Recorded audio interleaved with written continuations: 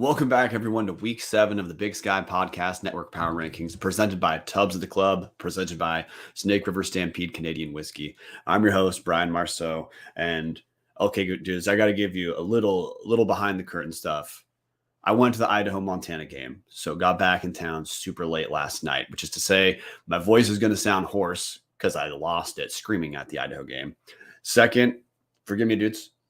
Typically when I record, I do not take any sort of breaks whatsoever. You guys might be living with a water break or two because of thrashing my voice in Marceau last night. But anyway, hey, the drill, real quick.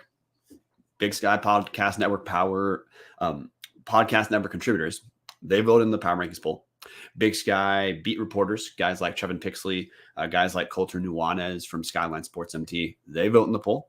And then a handful of guys we know who are real knowledgeable at the conference, they vote too. The rankings we get, it's just the mean of all those individual slots. We don't fret too much about where the rankings are. We just talk about the teams. And with that said, we have to go right away. And we're going to spend no time talking about Cal Poly. Spoiler alert, Cal Poly still coming in number 12.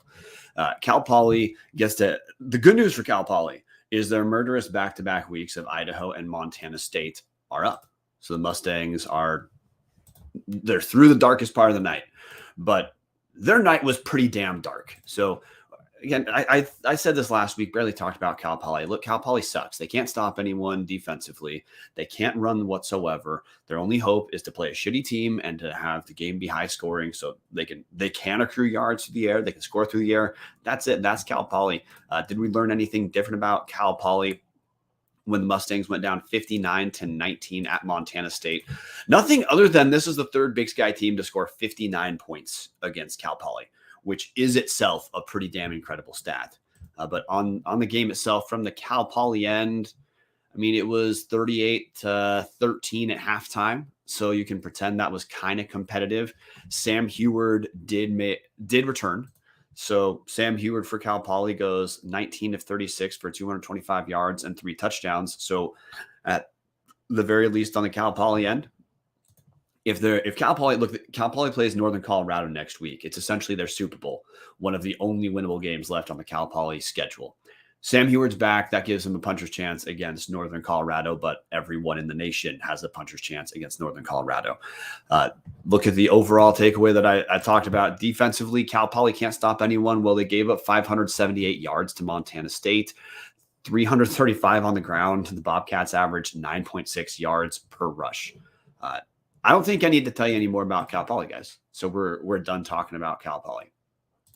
Going to number 11, your Northern Colorado Bears were competitive, different from Cal Poly, and at least Northern Colorado is showing a little bit of life. They go down hosting Sacramento State. They lose 21-13. So a pretty tight game, especially from the Northern Colorado end. I mean, you look at the overall flow of the game.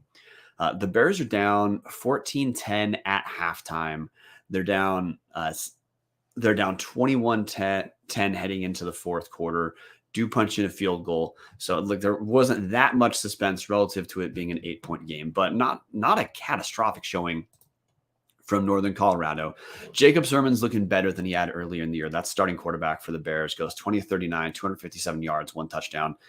David Afari, who I believe is the best running back for the Bears. He goes 10 carries for 36 yards. So a little underwhelming on Afari, but hey, Sacramento State is a top 10 team in the nation.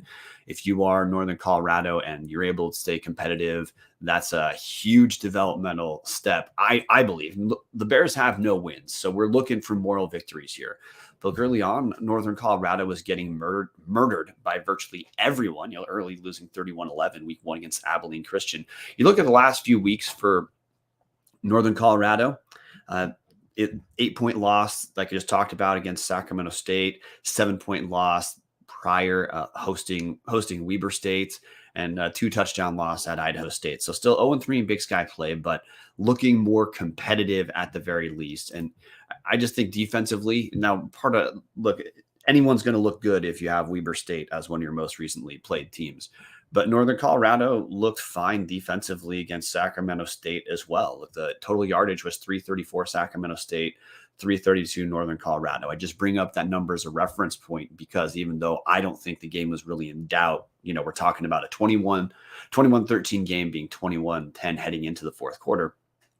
But the Bears held Sacramento State to their lowest total of the season offensively so far. So if you're a Northern Colorado Bear, I think that's part of what you're taking away from this is defense is looking stronger. Look, if Northern Colorado is going to pick up wins, first they have to have something they can lean on for a win. Offensively, the Bears, they're just not there yet. But defensively, honestly, this was probably the best defensive outing we've seen out of Northern Colorado the entire season. They win the turnover margin 1-0 in the game. And again, Northern Colorado's in the business of moral victories, but they have a moral victory. Just referenced that Cal Poly plays Northern Colorado. Well, obviously that means Northern Colorado plays Cal Poly this coming week. It's at Cal Poly. But based off the recent showings from both teams, I don't know how you wouldn't pencil in Northern Colorado as potential favorite for this game, which if you look at the rest of UNC season, that's the only time they're going to be a favorite. Realistically, I think this is the only chance Northern Colorado has to pick up a win. And if you're living in Greeley, you have to feel defensively this looks much, much better than what you thought overall. And the reason why I wanted to talk about that 332 yards holding Sacramento State to, if a Big Sky team on average held a team to 332 yards, we'd call that the number 3 total defense in the Big Sky. So very, very strong defensive outing from the Bears. They're going to have to figure out a way to score points. But the Bears have been a pretty bad scoring team the entire year. That's not exactly a secret. Northern Colorado's worst scoring team in the Big Sky at 15.7 points per game. I don't think that's going to change this year. So they're going to have to hold teams down. They're the inverse Cal Poly. Just like Cal Poly needs to score a ton, UNC needs to make it an ugly week. So we're done talking about UNC. Moving on to number 10, Weber State. Man, how the mighty have fallen. Weber State just in a free fall in the Big Sky Podcast Network Power Rankings, which mimics what the hell the Wildcats are doing on the field right now. Weber State goes down in a tight one. They host UC Davis.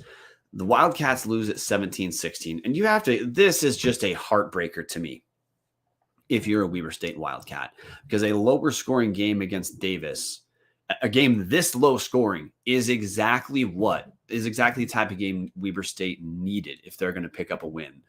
But it just was not in the cards for Weber State. And it was tight throughout. It's UC Davis leads 14-10 at half. Davis leads 17-13 at the start of the fourth quarter, but Weber State's only able to get a field goal in the fourth quarter. Big news for Weber State is at the very least they're trying something new. Our man Kylan Weisler, who I've talked about forever on this show as being, if he's your starting quarterback, your team's just not going to do anything. Weisler did not start yesterday for Weber State. Instead of Weisler, we had Richie Munoz goes 15 of 30 in his first time out. And Munoz is probably Munoz. The reason I'm struggling with pronunciation, guys, is everything I have that pulls up. It doesn't have the N-Y in the middle as a middle letter. I'm going to pretend it's there. Richie Munoz, 5'11", 210-pound freshman starting in his first game. I mean, it does okay. Obviously not enough put together overall, but Munoz goes 15 to 30, 138 yards and a touchdown. On the ground, Chris Jackson led Weber State 12 carries for 59 yards. Did not hit the end zone. Not only touchdown for Weber State was the Richie Munoz touchdown pass to Chris Jackson, running back, who also had 3 catches for 28 yards. But going through the rest of the box score for you, Weber State held UC Davis below 300 yards and lost. I just brought up that yardage metric with Northern Colorado, but look, same thing applies to Weber State. If your team holds someone below 300 yards, we call that the best defense in the Big Sky, and it still was not enough for Weber State to pull out a win because just offensively, the Wildcats are lost, and I think they're going to be lost the entire year. They lost turnover margin 1-0, so not a catastrophe, but also Weber State was not able to force a turnover, which defensively is an issue if your team cannot score. But look at scoring totals in the Big Sky. Weber State and Northern Colorado in a death match for last place right now. Weber State averaging 18.6 on the season. That includes out-of-conference play. If we shift from talking out-of-conference and look at only conference games, right now, scoring-wise, Weber State is the floor of the conference. In 4 conference games, they have 54 total points for 13.5 per game. That it's virtually impossible to pick up wins against anybody who is not a catastrophe if you're going to score 13.5 points per game. I don't think there's much else to talk about with Weber State here. If this is what they're going to do offensively, they have to be nationally elite on the defensive side of the ball. They have to be forcing turnovers. They have to be getting more in special teams. And though Weber State's a strong defensive team, they are not. I am fine saying this. They are not an elite defensive team. I mean, look at what Weber State's allowing yardage-wise per game. They're the number 6 defense in the Big Sky, 379.5. If you're going to be a mid-level Big Sky defense, like, hey, solid, fine, not a catastrophe, but you're going to score less than 2 touchdowns a game. I mean, we used to laugh on this show about Northern Colorado in the McCaffrey days, not being able to find the end zone. Well, hey, Weber State's right at that level right now in conference play. They can't move the ball through the air. Teams know about that, so they're going to stack the box on the ground. So what does Weber State do? Well, they lose. Number 9 team we're going to talk about, Eastern Washington. And Eastern Washington, man, their fan base should be pissed. I have to restate this. Eastern fan base should be pissed after a just monumental collapse in Pocatello. Eastern goes down 42-41. But the reason I say monumental collapse, Eastern led heading into the fourth quarter 41-21. So the Eagles found a way to blow a 20-point lead in the fourth quarter alone. A collapse that is just astounding that there's even enough minutes for something like that to happen. To go through Eastern, I mean, hit the Eastern end. Kikoa Vesperis, quarterback, was back for Eastern, and he had himself a day, 33 of 47 for 403 yards and 3 touchdowns. If Eastern had won that game, that's the kind of stat line that gets you in discussion for Big Sky Conference Offensive Player of the Week. I mean, from what I watched the game, Vesperis, for a lot of that, looked like he's one of the top 2 or 3 quarterbacks in the conference. He's mobile enough, has an arm, has accuracy. Vesperis is fun to watch, and this is his first year as a starter. Patty Ferks in the comment section. This week sucks. Patty talking about both the Eastern and Idaho end. Both my games came down to an onside kick penalty. Thank you. Oh, thank you, Patty, for letting us know that. But the collapse I'm talking about, Eastern Washington, is Idaho State. We'll hit more on the Idaho State end specifically when we get to the Bengals. But I have to tell you, the Bengals did not learn how to become an elite defensive team in that fourth quarter. They'd given up 41 points through 3 quarters. That's who the Bengals are. The Bengals are not going to beat teams, shutting them out, keeping things low scoring. Idaho State has to have shootouts. That's the only way they can win, which is to say when Idaho State's offense, yeah, they can move the ball. They can make big plays. I understand the Bengals putting up 3 touchdowns in 1 quarter, but I don't understand Eastern giving them enough time to get those. And what I'm going to look at box score wise is first some atrocious play calling, leaning on Tuna Alta here, specifically out of the Wildcat late. Tuna Alta here, running back for Eastern. He's okay. He's their power back. He rushed 14 times for 38 yards. That's against one of the worst rushing defenses in the Big Sky, guys. I mean, if that's what Altair is doing, why in God's name are you deciding that he needs to be the guy who you're leaning on late, especially when Eastern has some talent. They have Michael Wortham as he's kind of a slash player. He's listed as quarterback. He gets some rushing plays. He didn't pass today, but he can pass well enough. He returns kicks. He does virtually everything. So if the team's going to go Wildcat, why in God's name they don't lean into Michael Wortham late to at least have the potential confusion of the guy can throw well enough for there to be more Idaho State needs to cover. But then, hey, Patty Ferks saying, ref stole a TD in last possession from Eastern. Okay, Patty, sure. Why in God's name are you needing to lean on this? Why is Aaron Best, not you, Patty, why is Aaron Best needing to lean on this, leading by 20 points heading into the fourth quarter? Also, Patty says Efton made a TD catch that was clearly in, got called out of bounds, had to settle for 3. Okay, like you're not wrong, but then Patty, there was a rest of the quarter that Eastern just completely surrendered. So, and then Robert Rustabaki, who I guarantee I butchered, the officials from Idaho, Montana game should be investigated for bribery and racketeering for all the one-sided penalty calls. We'll get there. We'll get to that game, man. But Eastern complete come apart defensively. And look, they gave up Eastern accrued 553 yards in this game, which is, again, to say Idaho State not stopping anyone whatsoever. But the Eagles found a way to give up 572 yards. That's how you lose a game. And look, Eastern also had the turnover advantage in this game. The Eagles, 0 turnovers. Idaho State throws 2 picks. I don't know what else needs to go in your favor as an Eastern Eagle, and you still lose this game. No, this is time for soul searching on the Eastern Washington side. I mean, Eastern can't defend against the run, but again, Idaho State is not the team that is going to exploit that. The Bengals did rush for them a little bit more. Hey, Soju Gesu, 8 rushes for 72 yards and 2 touchdowns. 38. His longest rush was 38 yards. But even with that, once you factor in sacks, Idaho State rushed 20 times for 49 yards. Hey, let's eliminate Jordan Cook from that equation. So there's no issue with Jordan Cook's sacks being what hurt the yardage. We're still talking about 16 rushes for 69 total yards. It's just not enough. And Idaho State punches in 3 rushing touchdowns. I'm not going to look this up. That's obviously their season high with overall rushes. The Bengals were still themselves with what they actually do. We'll get to that. It's just more from the Eastern end. Idaho State did not gash Eastern on the ground, which is the relative weakness of Eastern's defense. Idaho State just murdered the Eastern secondary, who's had moments where they looked solid this year. But hey, it wasn't this week. And Patty Ferk's also going to lean on him as our eyes on the ground, talking about saying, hey, me and Kyler both have been screaming for Wortham to get involved. And upset about general play calling in the fourth quarter. Well, yeah, impressive to have that type of meltdown. Because, I mean, look, let's talk about this from Idaho. And for like 1 second, even if Idaho's having a defensive meltdown, Idaho's going to find a way to milk the clock to make the act of scoring 20 points in a quarter pretty damn hard.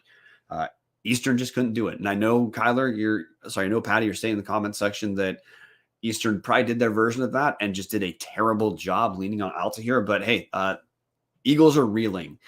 After going 2-3 through the first 5 weeks, it looked like the road forward for Eastern was clearing up for maybe, fingers crossed, maybe flirting with contention for the playoffs. Well, hey, 2-4, Eastern has no margin for error left whatsoever. And look, if you're going to have a 20-point lead you give up in the fourth quarter, Eastern, I don't think you need to worry about playoffs. I think the Eagles need to worry about how they can become a team with a little more semblance of composure. Mercifully for Eastern, they get Weber State next week, who cannot exploit any defense whatsoever. Before we get to the number 8 team, got to hear from Snake River Stampede, show sponsor. They're the best Canadian whiskey buy you can get in the state of Idaho. $25.95 for Snake River Stampede, the standard. $38.95 for their small batch 1915 edition, which is aged a couple years longer. Both whiskeys are double barrel finish. Snake River Stampede, first fill bourbon, then Oloroso sherry casks. The 1915 first fill bourbon, and then ex-Canadian rye casks. If you haven't given Snake River a shot this year, I don't know what's wrong with you. If you haven't given Snake River a shot this year, you should do it immediately. Going to number 8 after I say Patty Ferks in the comment section saying they're all Eastern's line is not built to run the ball. They're all big and slow. I love them, but our dudes don't move people like guys in years past. Correct, Patty, except it's Idaho State. They're one of the worst defensive teams in the league. You don't have to be that good, but I'm also just going to lean on what you guys said about Michael Wortham and say, I brought him up on my own before you brought the comment up. I don't know why they don't go to Michael Wortham instead of Tuna Alta here for those kind of situations. Number 8 team, Northern Arizona. And, oh, man, there's a lot of heartbreak in the Big Sky this week. This was a pretty wild Big Sky week overall, just in terms of expectations being blown up for a ton of teams. Just talk about expectations for Eastern being blown up. Northern Arizona had looked like they might be a version of a fairy tale in the Big Sky. But, yeah, that fairy tale came crashing down against top 5 Portland State. And we'll throw this in. I know we've talked about it on Tubbs. Northern Arizona was 2-4 heading into this week. So whatever excitement there was about Northern Arizona having turned it around, it was only 2 wins heading into this week. Well, the Lumberjacks sit at 2-5 now, losing at the most fearsome home field advantage in the Big Sky at Portland State. The Lumberjacks go down 45-21. And man, the bigger takeaway here is when I talk about Portland State, which is, it's just devastating news right now. If you're me and you prefer to make fun of Portland State, but here's the story. Northern Arizona had been strong defensively in Big Sky play heading into this week. That was not the case against Portland State. The Lumberjacks surrendered 525 yards overall while accruing just 318 on their own. Quarterback Adam DeMonte, worst game of the season, goes 16-29 for 250 yards, 1 touchdown, and 2 picks. Northern Arizona was Idaho State-esque on the ground, 19 rushes for 65 yards on the day, led by Angel Flores, who had 2 carries for 26 yards. Then a top running back, Devon Starling, 5 rushes for 20 yards. Obviously, there's not going to be that many rushes if you're losing, and NAU was down 21-7 at the end of the first half. So it was an uphill climb. The Lumberjacks were just not equipped to make. There was no comeback whatsoever. It was 14-14 tie in the third quarter before Portland State really slammed it shut with 10 points in the fourth. NAU does nothing in the fourth. That's how you get to 45-21 on this game. Receiving room, Coleman Owen leads the way for NAU with 5 catches for 104 yards and a touchdown. Hendricks Johnson, 4 catches, 87 yards. But the takeaway here is NAU had been like okay offensively, as in like, hey, they pass all right. Adam DeMonte was not lighting the world on fire, but he wasn't looking like Kylan Weiss or anything. The big step for NAU had been defensively. Well, nope, wasn't there. Just absolutely was not there for NAU. Patty Ferks is talking about that in the comment section. This game was in Flagstaff. My bad, Patty, for looking up the wrong team there. I really wish it was in Portland, but you're right. The game was in Flagstaff. One of the Big Sky narratives is that weird things happen in Flagstaff, and what I'm going to tell you is no, they don't. NAU, if you want to say something weird happened in Flagstaff with Montana earlier, it's when Montana hadn't figured out what they want to do offensively. That wasn't weird. That was just Montana was falling apart at that point. This game, if you want to say something weird happened in Flagstaff, it's that NAU didn't figure out how to show up. So I think the excitement around, hey, is NAU good? I think we can tamp that down. I think NAU is not a catastrophe.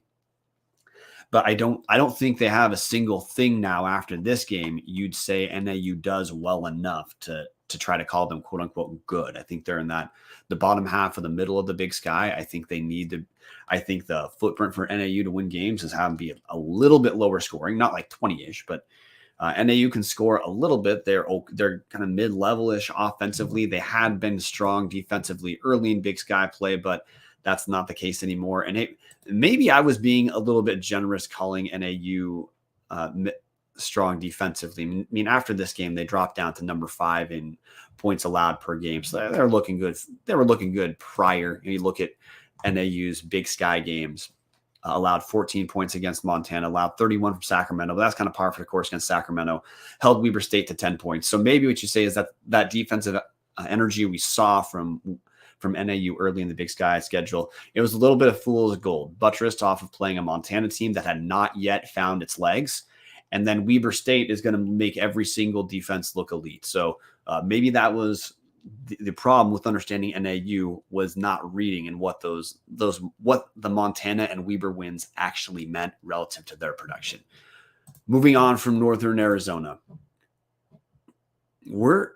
we have to go to number 6, who is listed here as, my bad. We have to go to number 7, Idaho State.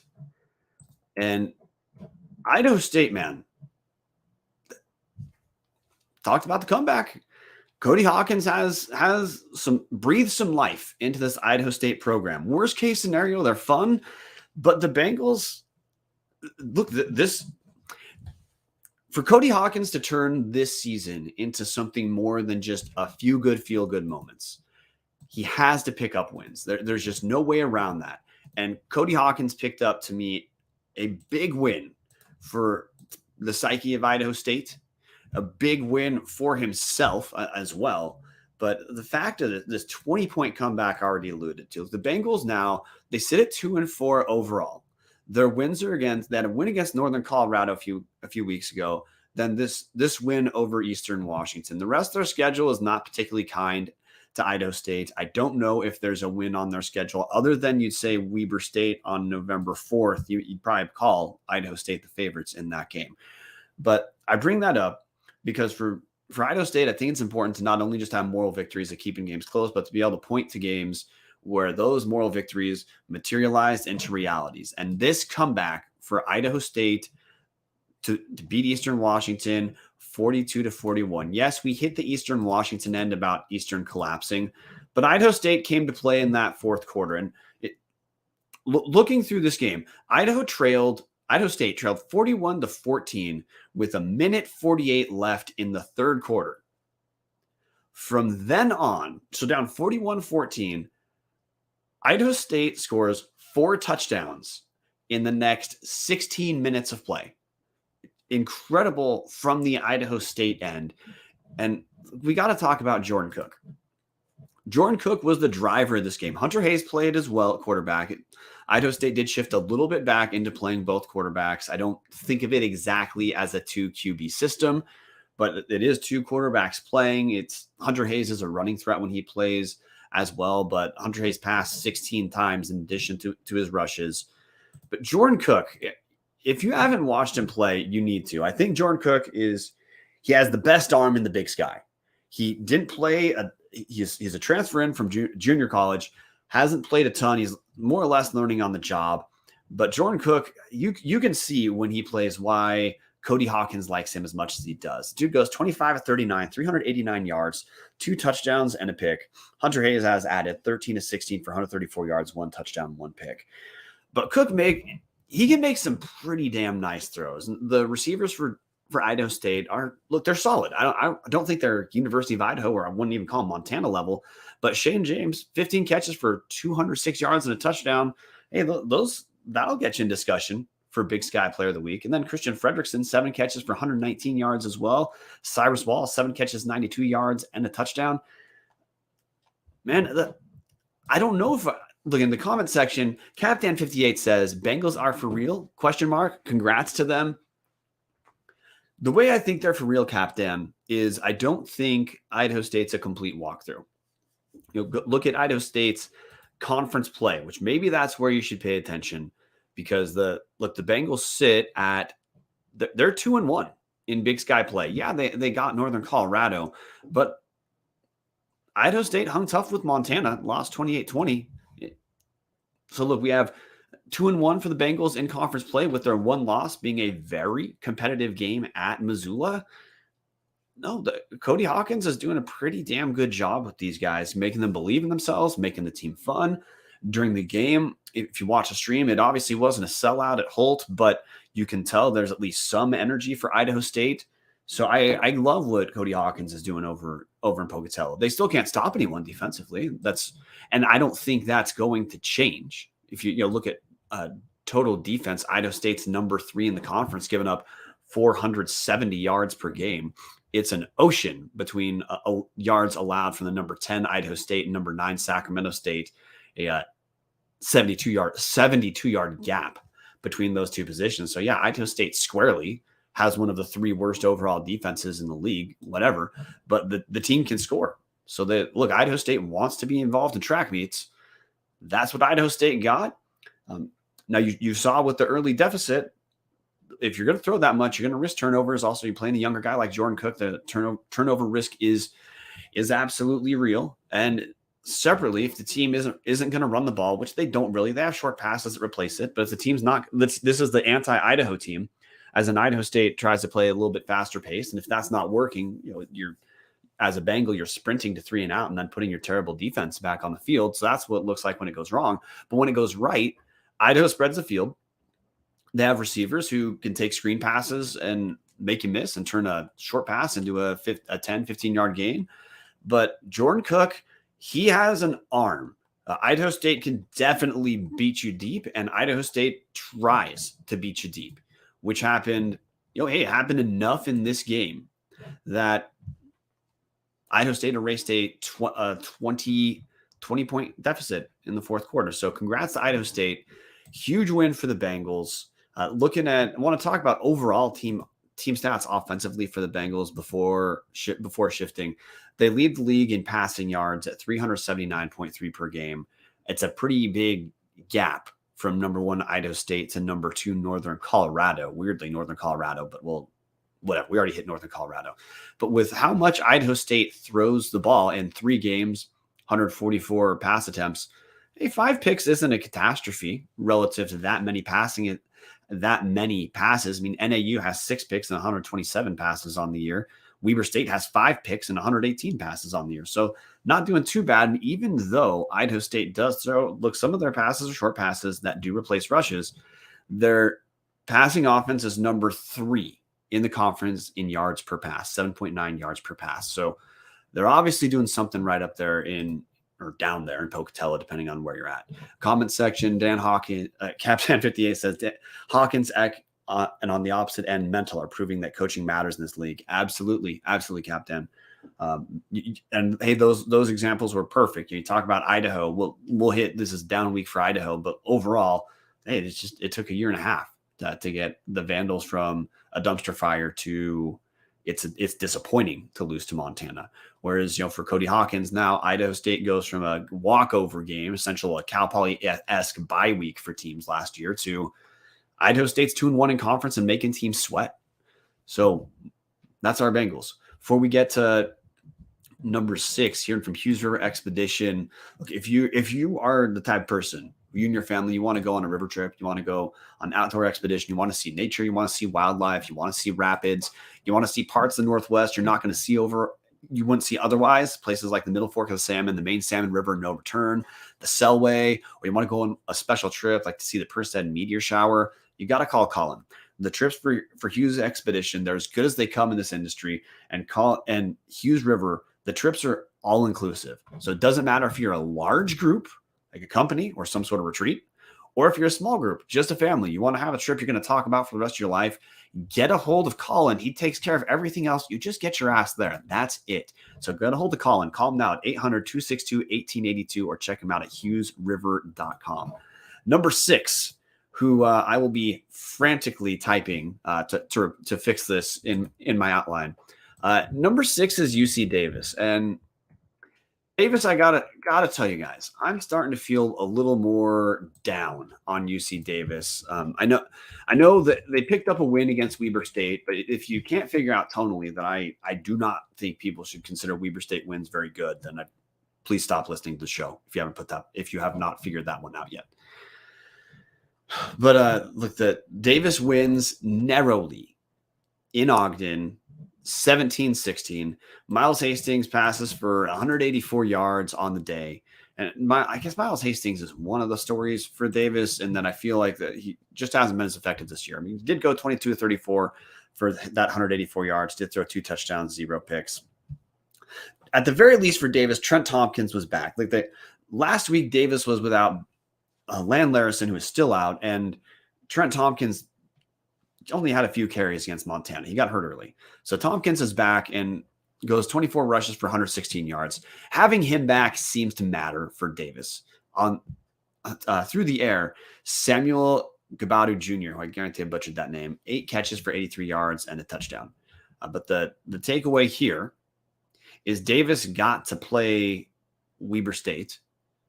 They held Weber State below 300 yards because every single team does.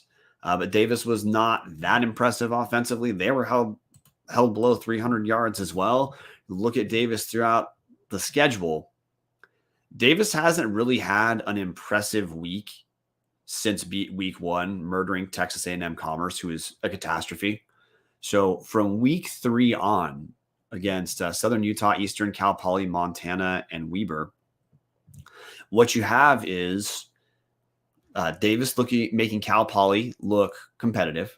You have lost to Montana, lost to Eastern, and then barely beating a reeling Weber State team. I'm definitely down on the Aggies overall. I don't think there's much to take away defensively from this game from Davis because as referenced ad nauseum, Weber can do nothing offensively. But early on in the year, the narrative around Davis was Davis has a good amount of returning guys. They're on a mission to prove that last year missing the playoffs was just a result of a bunch of close losses. No, that is not why Davis. That is absolutely not why Davis is where they are right now. I just think Davis is a kind of okay team. We're going to have to move on from Davis, and this pains me. This absolutely pains me, guys.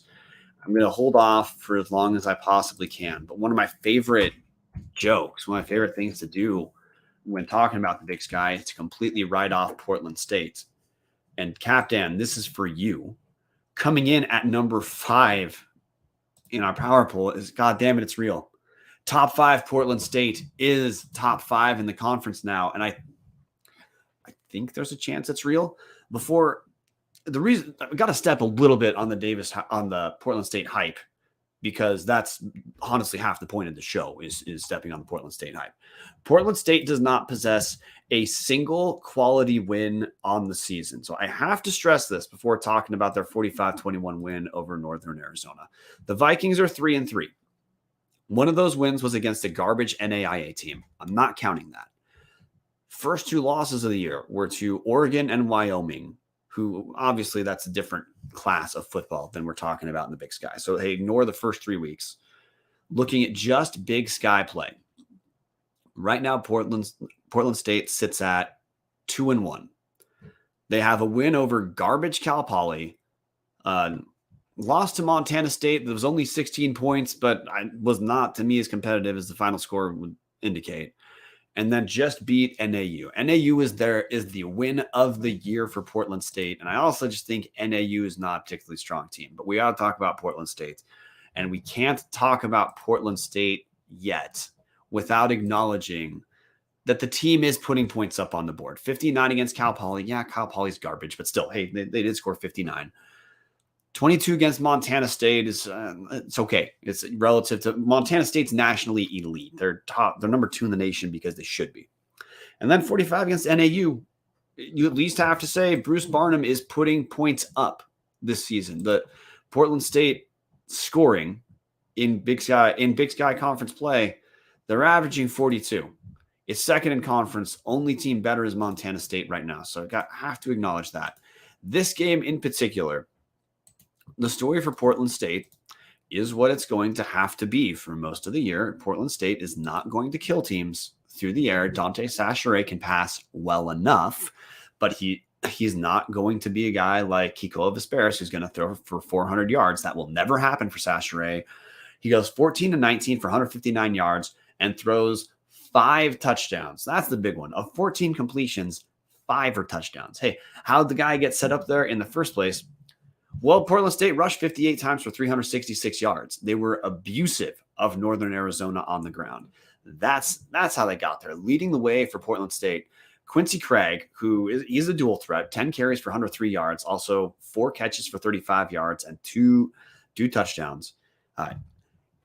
He's a name if you make the mistake of paying attention to Portland State than when they're playing your team. Quincy Craig's just a name you're going to have to get familiar with. The guy's overall solid player. You look at Big Sky stats. Quincy Craig is the number 6 rusher in the Big Sky, 81.7 yards per game, 6.3 rushing yards per rush attempt.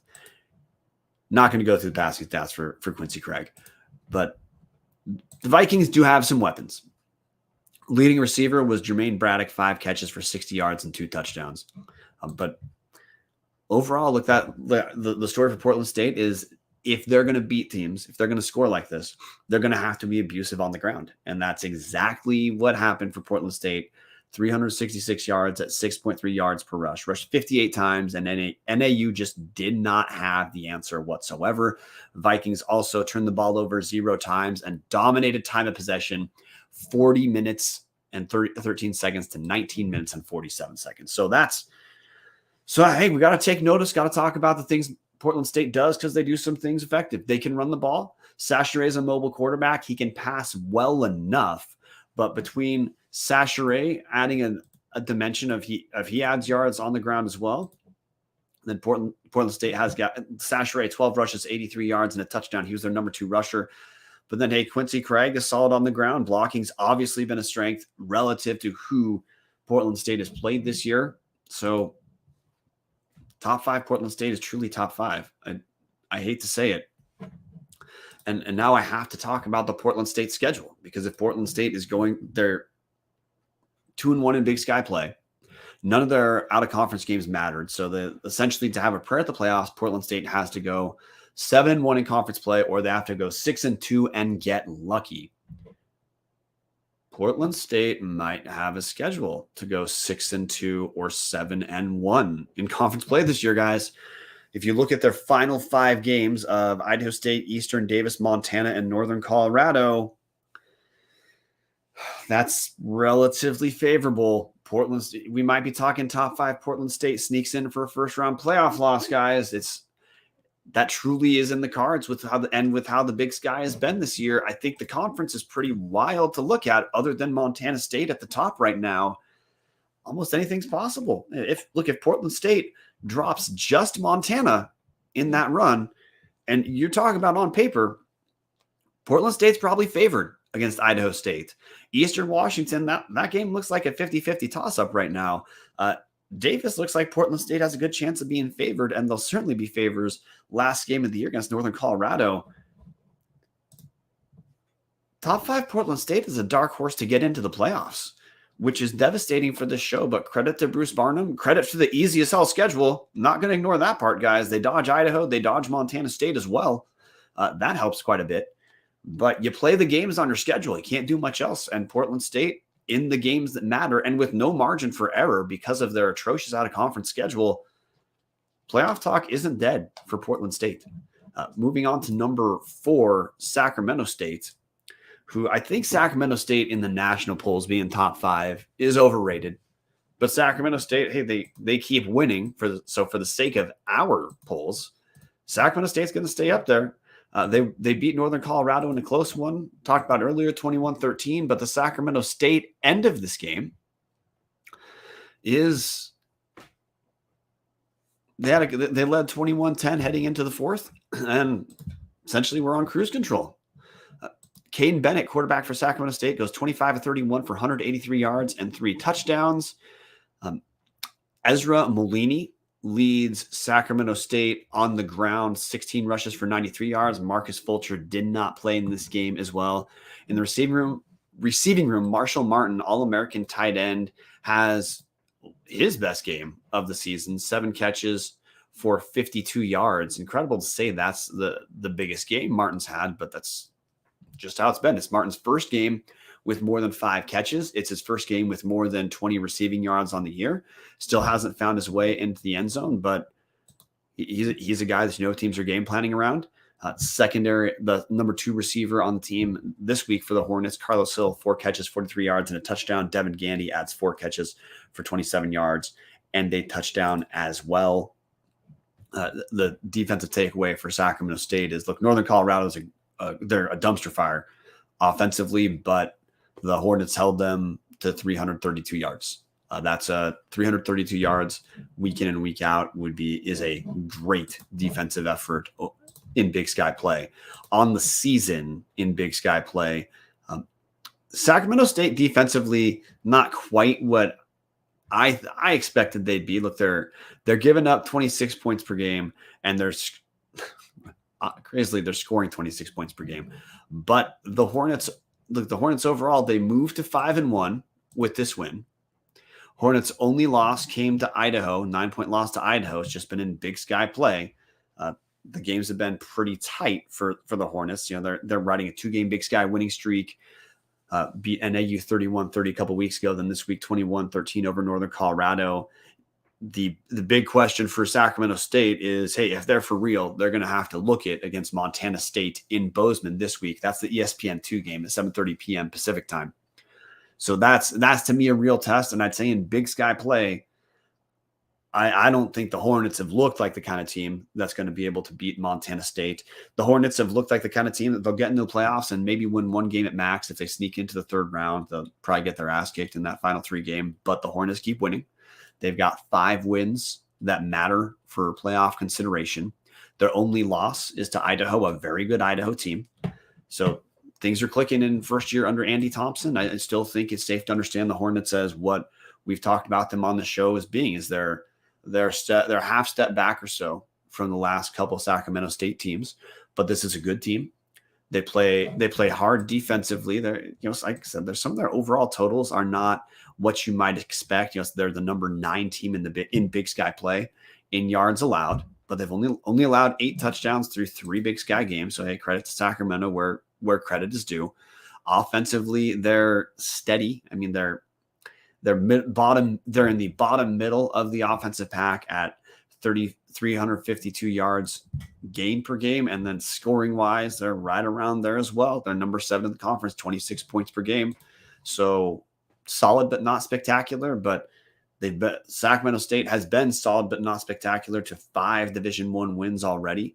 Look at the rest of their schedule. It's not hard to imagine how Sacramento gets to 7 wins with Cal Poly, UC Davis, and Idaho State still on the schedule. But hey, Idaho State's looking tougher than you might guess. So there's a world where you see the Hornets face planting. But I'm just each week understanding Sacramento State a little bit more as a pretty good Big Sky team. No way in hell are they a top 5 team in the nation. Not absolutely not a prayer. But they're a solid team who come playoff time, you should expect they're playing in the first round. If Sacramento gets a first round bye, I think they'll probably get their ass kicked when they play again. Number 3. And okay, spoiler. Number 3 is Idaho. Number 2 is Montana. We're just going to talk about this game for a while. Very rough week for Idaho. Idaho sellout crowd at the Kibbe Dome. First sellout in God knows when. And that's the game I was at. And man, Idaho goes down 23-21, but the Vandals were down 20-0 at one point in this game. Montana absolutely came ready to play.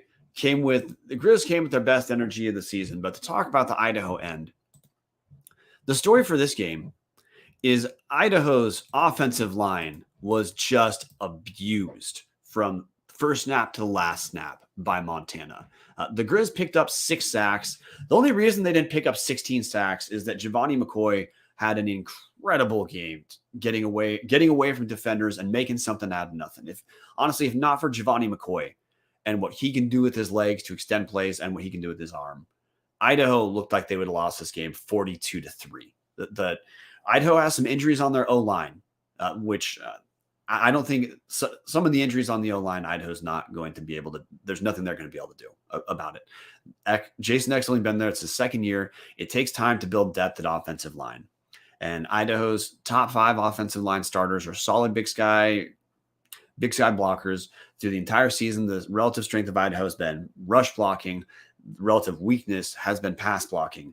And Montana was able to suffocate the rush and Idaho had no answer for Montana heading into this game. There was no answer Idaho had for Montana, their pass rush. Mike Olson in the comment section saying Grizz didn't have any sacks in conference play heading up to this game. Well, they've got 6 now, Mike. And we'll talk about that a little bit in the Montana end. But the Idaho end is, hey, the Vandals have been number 3 in the nation. That's not number 3 in the nation offensive line. Not close. I think Idaho's still a very good team. But I think we saw the ceiling of this team, of the Idaho Vandals in playing Montana. And that, look, the best teams in the nation are going to see this game. They're going to say, okay, we need to just get to the quarterback. We need to make Giovanni McCoy have to make high degree of difficulty play after play after play. And McCoy made a shit ton of those. There were some turnovers that I do not hold against Giovanni McCoy whatsoever. The guy was under duress the entire time. He goes 26 of 37 for 336 yards, 2 touchdowns and 2 picks. Both his touchdowns went to Hayden Hatton, who now holds the career record for receiving touchdowns in Idaho. Hatton has 11 catches for 139 yards and 2 touchdowns. But of the 26 completions or 37 attempts that McCoy got off, felt like he got away from a Grizz, where a Grizz actually had a hand on him, 12 times, something like that. C. Hansen in the comment section, true freshman at center for the Vandals. Lots of A-gap blitzes. Got to clean that spot up. You're right, but here's the problem, C. Hansen, is Elijah Sanchez is out for the year. So that unless there's reshuffling on the line just positionally, that true freshman at center is the answer for Idaho heading forward. So that to me is a limiting factor for Idaho against the nation's nationally elite teams. And look, say what you want. And hey, Mike Olson, hit your comment again about the Grizz not having any sacks in conference play. You're right. Idaho's O-line made the Montana pass rush look nationally elite in Marceau. Look, the Vandals did, like, there was a comeback from the Vandals because, again, this game was close. Like, it was Montana led 20-0 in the second quarter. Idaho does pick up a touchdown with 52 seconds left in the first half. Anthony Wood's 11-yard touchdown run makes it 20-7. Then Idaho gets the ball to start the third quarter, and Idaho drove a bit, but chose not to kick a field goal and turn the ball over. So Vandals heading into with 11 minutes left in the game, Montana kicks a field goal to go up 23-7. From that point on, Idaho mounted a pretty damn impressive comeback. Montana tucked it in offensively, but defensively, Idaho did recover. And we have to hit the defensive end for Idaho because Idaho looked helpless against Montana in the first half defensively. But two big drives for Idaho got this game first to 23-15, and then after 2-point conversion, that's what got Idaho 23-15 from Hayden Hatton. And Hayden Hatton also caught the 2-point conversion as well as a touchdown. Then Hayden Hatton catches another touchdown pass. Idaho goes for two, calls a wide receiver play. A play where Hayden Hatton is a trick play. Hayden Hatton's eventually going to be. He has the ball in his hands to throw into the end zone for 2-point conversion. Missed the guy who was open, then also slipped. So hey, Idaho loses out on that, and then again there was still some more suspense. I can't go into the back and forth this game. We're going to do that on Tubbs at the Club with Sammy Akem, former University of Montana wide receiver, all Big Sky talent. He's going to join Tubbs at the Club on Tuesday for more of the deep dive of this game. But it's more to say, Idaho had a furious fourth quarter comeback, still had chances, but look, the game ends with Giovanni McCoy fumbling on a sack, or fumble before a sack, which is exactly how you'd think the game would have ended from the Montana end, because Idaho had no answer for the Montana rush all game, except for Giovanni McCoy to make people miss and to extend plays with his legs. That was it. Crew had 76 saying, go hurry offense earlier. He's talking about for Idaho. Yeah, here's the problem with that, Crew head. I don't disagree, but the DNA of this Idaho team is to control tempo. I don't think Eck felt confident in his team rushing that is clearly not how they practice to play for the majority of the game outside of 2-minute drill. And you might say, hey, well, circumstances dictate doing things different. You're right. But look, at some level, Bobby Hauck is always going to be conservative in the second half. That's one of the things Montana works around. I think this is part of Jason Eck's teams. He wants to control pace.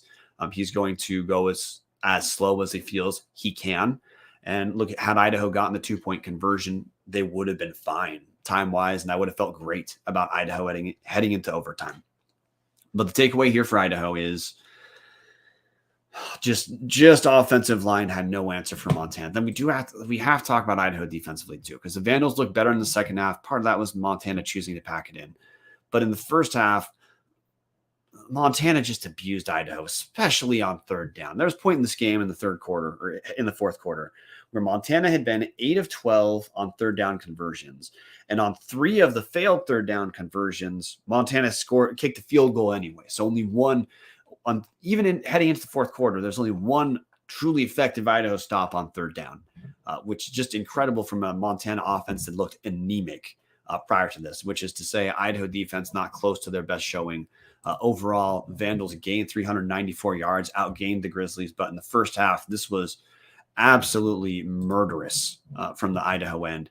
On the ground, Anthony Woods rushes 12 times for 41 yards and a touchdown. Nick Romano, 4 rushes for 12 yards. The 37 passes, 32 rushes is a split Idaho does not prefer to do. But if Idaho's not going to stop anyone, they're going to be down 20-0. the Vandals have to pass. That's how this game went. Now to talk about the Montana end of this. And hey, Crew had 76.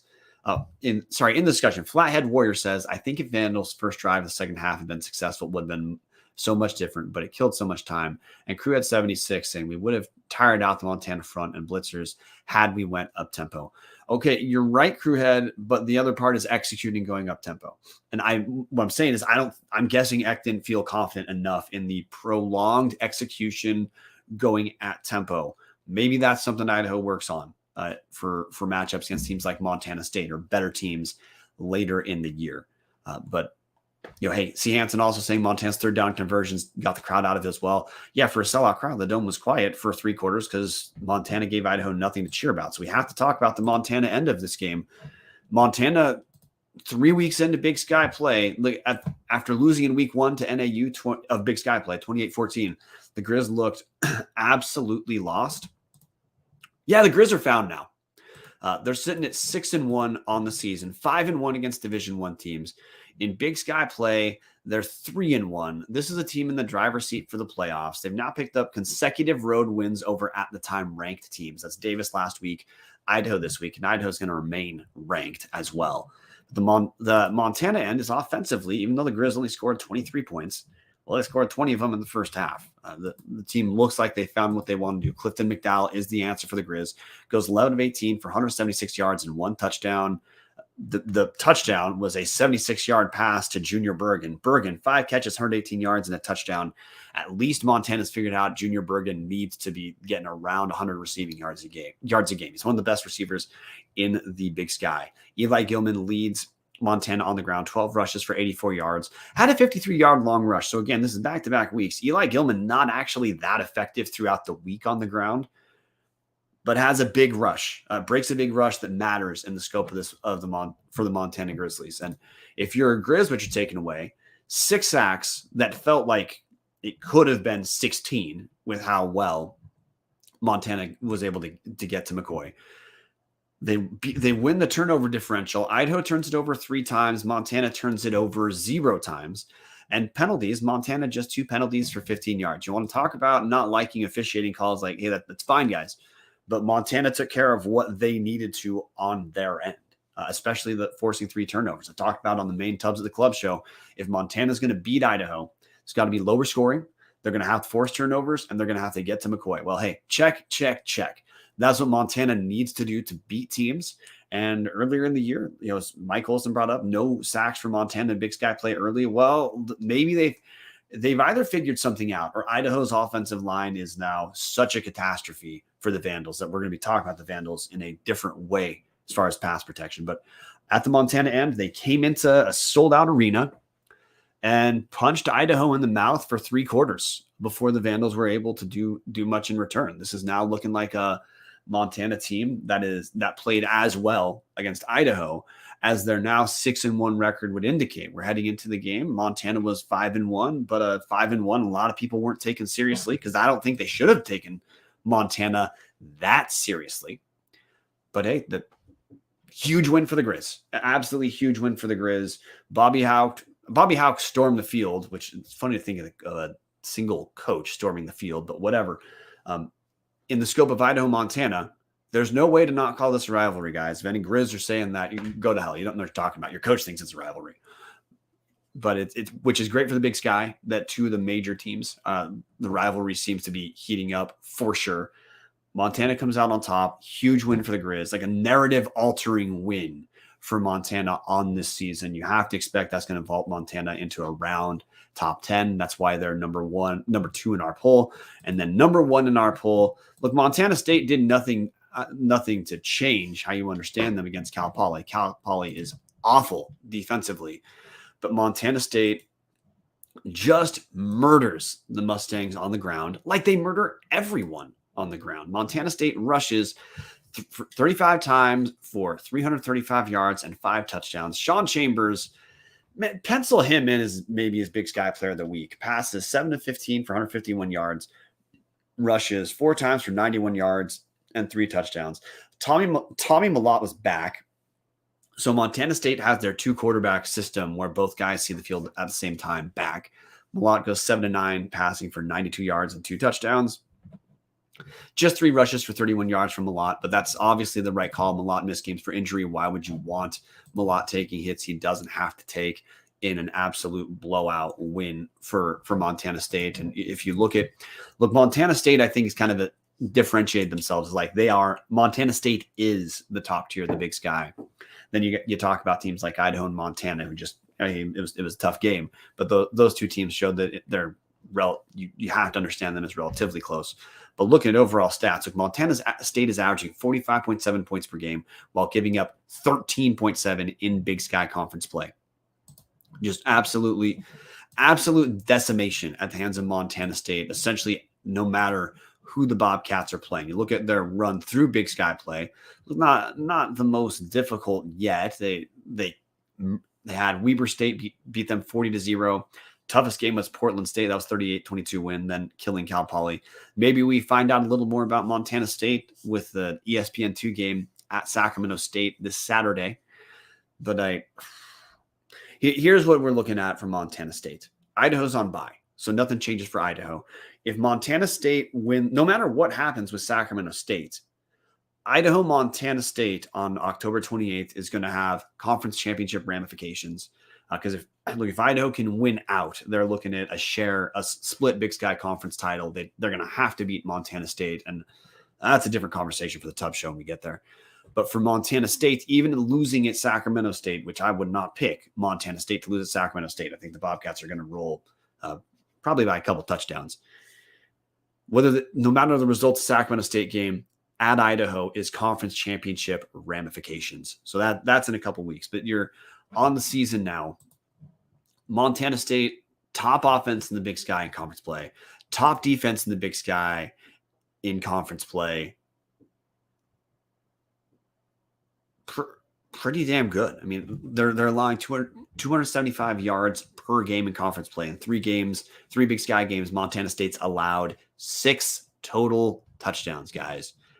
And then Montana, it's hard to not be impressed with what's going on in Montana State. They're strong on both sides of the ball. They've got the size to be nationally competitive. Hell, we saw that in the game Montana State should have won in Brookings, South Dakota earlier against number 1 South Dakota State. So Montana's unequivocally your number 1. That's the show, guys. Hey, before we head out, help the show out. Hit that subscribe button on YouTube. More subscribers we get, quicker YouTube has to pay us.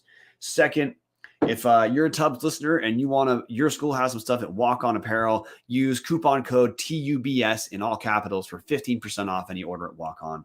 And then patreon.com/Tubbs of the Club to support what we're doing on this show. We cover Idaho, but obviously this show is done to cover the entire Big Sky. If you like what we're doing, hey, send us a few bucks. Patreon.com/Tubbs at the Club or Venmo at Tubbs of the Club. We're going to see you guys Tuesday for the main Tubbs of the Club show. But hey, also check out Grizz Fan Pod. It's going to drop on Monday. They record on Sunday. They've also got Sammy Akem coming on too. Sammy Akem's fun as hell dude to listen to. Super knowledgeable about Big Sky football. Also played in the Big Sky. Really stoked to have him, at least in this moment, sticking his toe into this media space so we can share his insights both for Montana fans and to Idaho fans this coming week. So tune into both of those shows. Tubbs will be recording Tuesday at 6:45 p.m. Pacific time, 7:45 Mountain time. But hey, thanks for coming in. Kick-ass week. Big Skies all over the place. We'll see you next week right after I click through whatever I have to find a video to close this out. I'm our JV producer, guys, so I'm talking because I can't find any video in the background. See you next week.